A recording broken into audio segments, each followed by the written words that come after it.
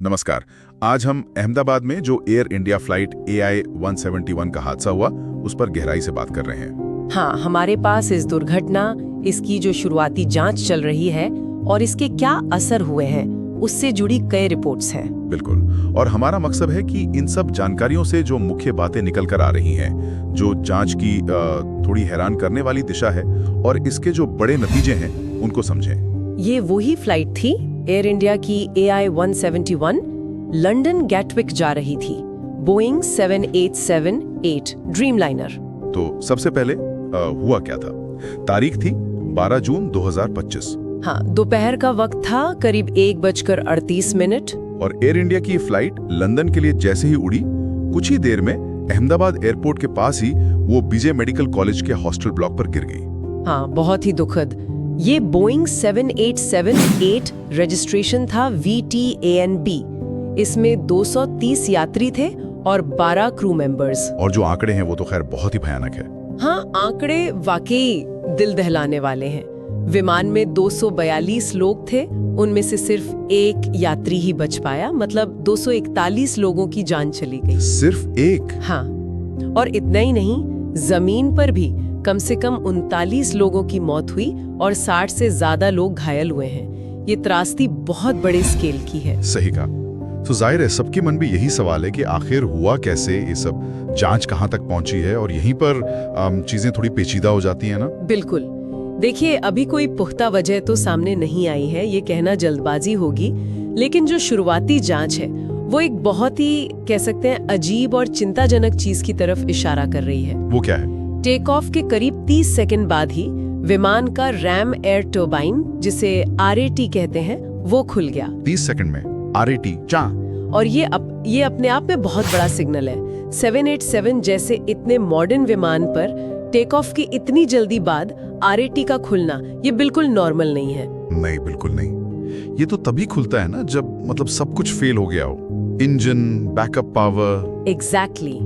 आमतौर पर ये तभी डिप्लॉय होता है जब विमान के मुख्य इंजन और बैकअप पावर सिस्टम दोनों पूरी तरह से फेल हो जाए। ये सिर्फ एक इंजन की गड़बड़ी से कहीं ज्यादा गंभीर स्थिति की तरफ इशारा कर रहा है। मतलब टोटल पावर फेलियर जैसी स्थिति टेक ऑफ के तुरंत बाद? हाँ, कुछ ऐसा ही। एक ऐसी विफलता जिसका इस तरह के नए विमान पर होना वो लगभग नामुमकिन सा माना जाता है। तो अब सारा फोकस इसी पर है। तो ये सिर्फ एक हादसा नहीं, बल्कि इसके पीछे कोई सिस्टमैटिक प्रॉब्लम या डिजाइन इशू भी हो सकता है। खैर, एक अच्छी बात यह है कि दोनों फ्लाइट रिकॉर्डर्स, जिन्हें हम ब्लैक बॉक्स कहते हैं, वो मिल गए हैं। हाँ, वो रिकवर हो गए हैं और उनका डेटा एनालाइज किया जा रहा है।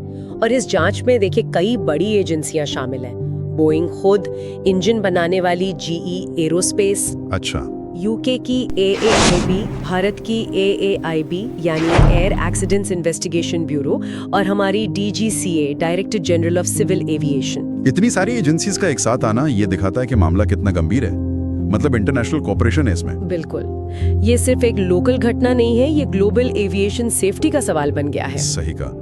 और फौरन बाद जो कदम उठाए गए उनकी बात करें तो सबसे पहले तो जो पीड़ित हैं उनकी पहचान का काम चल रहा है। वो बहुत मुश्किल काम है। हाँ, बहुत मुश्किल। अभी तक 270 में से 251 पीड़ितों की DNA से पहचान हो पाई है और 245 शव परिवारों को सौंपे भी जा चुके हैं। और जैसा आपने कहा, DGCA ने एयरलाइनों का, खासकर एयर इंडिया का, एक बड़ा स्पेशल ऑडिट शुरू कर दिया है। हाँ, और उनके गुरुग्राम हब का भी इंस्पेक्शन हो रहा है, शायद ये देखने के लिए कि कहीं मेंटेनेंस या ऑपरेशन में कोई कमी तो नहीं थी। और अगर हम इसको जरा बड़ी पिक्चर में देखें तो इसका असर क्या हुआ है एयर इंडिया के ऑपरेशंस पर? ज्यादा है। हाँ, और आर्थिक असर भी है। हादसे के बाद एयरलाइंस, होटल्स और जो टिकट बुकिंग प्लेटफॉर्म्स हैं, जैसे आइक्सिगो, थॉमस कुक, उनके शेयर्स में 3-4% की गिरावट आई। अच्छा, और बोइंग का क्या? बोइंग के शेयर्स में भी US मार्केट खुलने से पहले ही 6% से ज्यादा की गिरावट देखी गई। तो ये दिखाता है कि ऐसी घटना का असर कितना दूर तक जाता है। हाँ, बिल्कुल। और इन सब आंकड़ों और तकनीकी डिटेल्स के बीच वो इंसानी पहलू भी है। एक कहानी आई थी ओम प्रकाश प्रजापति की, रिक्शा चालक। हाँ, मैंने भी पढ़ा।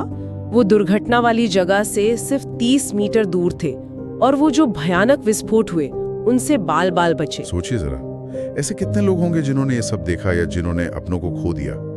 उनके लिए मेंटल हेल्थ सपोर्ट की भी जरूरत है। हाँ, वो बहुत जरूरी है, उस पर भी काम चल रहा है। तो अगर हम इस पूरी बातचीत को समेटें, मतलब सार क्या है? अहमदाबाद में एक भयानक विमान हादसा हुआ। शुरुआती जांच एक बहुत ही गंभीर और असामान्य तकनीकी गड़बड़ी पर फोकस कर रही है, वो RAT का खुलना।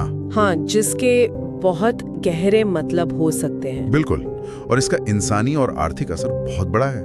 और इसके चलते अब एविएशन सेफ्टी प्रोसीजर्स पर नए सिरे से सवाल उठ रहे हैं, उनकी समीक्षा हो रही है। और यहीं से वो एक सोचने वाली बात निकलती है जो शायद आगे की जांच के लिए अहम हो। 787 जैसा इतना आधुनिक, इतना सेफ माना जाने वाला विमान, उसमें टेक ऑफ के तुरंत बाद RAT का खुल जाना, जो कि लगभग टोटल पावर फेलियर का संकेत है। क्या ये सिर्फ इसी एक विमान की या इसी एक घटना की बात है, या फिर क्या ये भविष्य की जांच में किसी गहरी, किसी अनदेखी प्रणालीगत समस्या या कमजोरी की तरफ इशारा कर रहा है? कोई बड़ी सिस्टेमिक वल्नरेबिलिटी। हाँ, जिस पर शायद पूरी एविएशन इंडस्ट्री को ध्यान देने की जरूरत पड़ेगी। ये वाकई एक गंभीर सवाल है और इस पर आगे नजर रखनी होगी। चलिए, इसी के साथ आज की ये चर्चा यही समाप्त।